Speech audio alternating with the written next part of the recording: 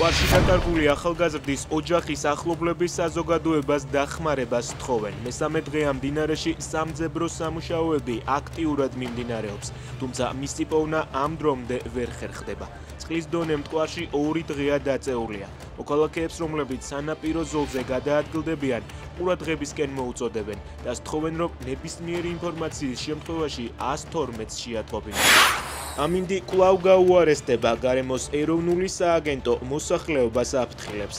18 და 19 მაისს ქვეყნის ტერიტორიის უმეტეს ნაწილზე მოსალოდნელია უხვინალეკი. მოსალოდნელმა წვივებმა შესაძლებელია პატარა მდინარეებზე წყალმოვარდნები, ხოლო მთიან ზონებში მეწყრულ ღვარცოფული პროცესების ჩასახვა გააქტიურება გამოიწვიოს.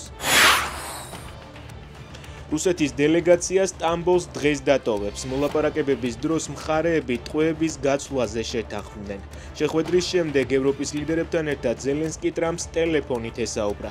მისი თქმით, რუსეთზე ზეწოლა უნდა გაგრძელდეს მანამ, სანამ ის არ იქნება მზად ომის დასასრულებლად. ებაჟე ოფიცრებმა ყაზბეგის საბაჟო გამშვებ პუნქტში გადაშენების პირას მყოფი 56 ცალი კუ და 13 ცალი თუთიყუში აღმოაჩინეს. უცხო ქვეყნის მოქალაქეს აღნიშნული საქონელი ჩამოერთვა და საჩუქრად თბილისის ზოოპარკს გადაეცა.